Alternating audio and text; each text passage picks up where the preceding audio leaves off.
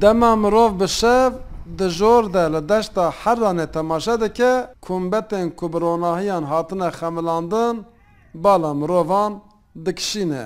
Ev xaniyên konik ji bo navçeya Herranê ya Rûhayê bûye cihê dahateke bingehîn a geşt û guzariyê.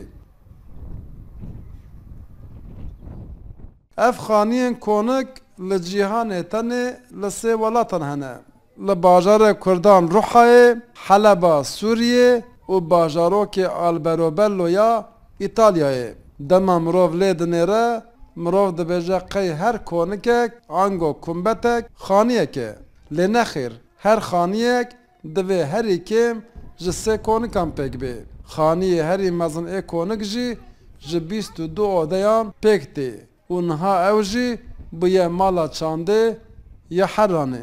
Bizim ilk dedelerimiz 16. yüzyılda Peşiyên me yên yekemîn di sed sala 16 de ji Felûceya Iraqê hatine.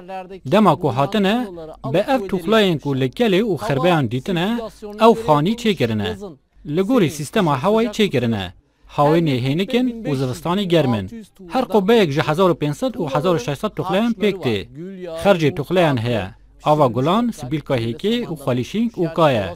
Angu ji xerca Xurasanê hatine çêkirin. Mîmariya van xaniyên konik ango kumbet ji mîmariya xaniyên din ên kevin cudatir e. Xanî ji axê ango heriyê hatine çêkirin. Odeyên xaniyan jî li gorî çanda eşîrtiyê hatine hunandin. önceden bir tek bu evleri ev olarak Berê ev xanî tenê vek xanî bi kar neanîne. Hem axir e û hem jî xanîne. Hûn deriyê aliyê cepê dibînin. Ev derî tangin. Dema ku kesek ji wan deriyan ketiye hundir, ji bo ku bejna xwe bitewînin û bikevin hundir. Ev di nava eşîrê de nîşaneya rêzgirtinê ye. Deriyên aliyê rastê jî vek hûn dibînin mezin. Ev jî ji bo xwedîkirina çêlek û hespên wan in.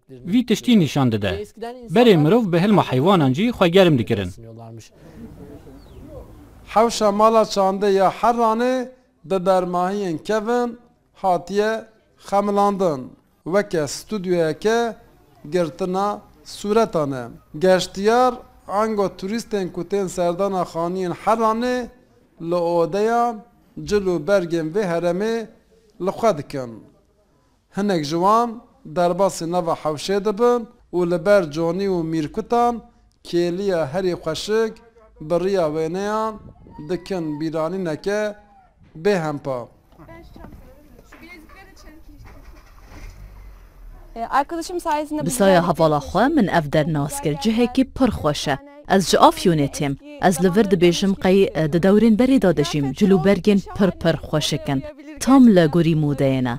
Polîkên wê pir delal in. Bi rastî ez pêşniyar dikim herkes bê vê derê bibîne. Gelek xweş û gelek jî ciwan in. Değişik yerler yani. Cihekî balkêş e. Hingên cên wê yên herêmî, atmosfêra hundirê van xaniyan, dîroka kevin bi temamî tên ne pêş çavê me. Ya geçmişe gittik işte. Em çûn nava dîroka kevin û careka din vegeriyan berhemên dîrokî gelek balkêşin û her çiş pir xweşik e. Tam cihê gerê ye. Tavsiye ederim.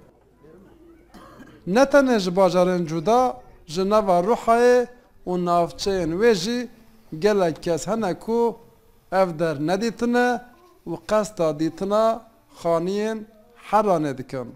Em diya xwe hatin, em diya xwe xatiya xwe, em her çar hatin.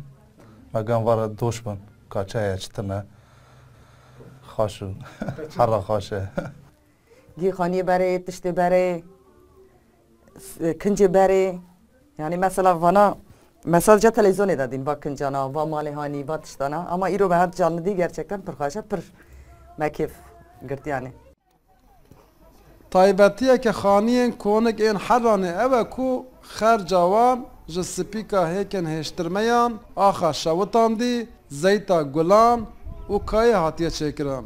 Sedema lêkirina zeyta gulan ew bûye ku ax û heriya van xaniyan bêhneke xweşik bide derdorê.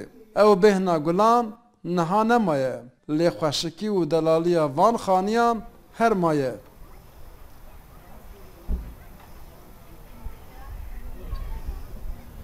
Ji xeynî vê mala xaniyên bi kumbet yê Herranê وزارت توریزم 927 خانیان دن جی تسجیل کریه و وان خانیان نوجم بکه پشت رجی و اوتل که بوتیک یا کج خانیان بکمبت این حرانه تنه چکرن آوا بکه و ویجی جگشتیانان را وکه ماشاءالله دکاک رودا حران بوی آوایی ام گهشتن داویا خلکا و هفته یا چاوی رو داوی حتی خلک کدن هر شاد بن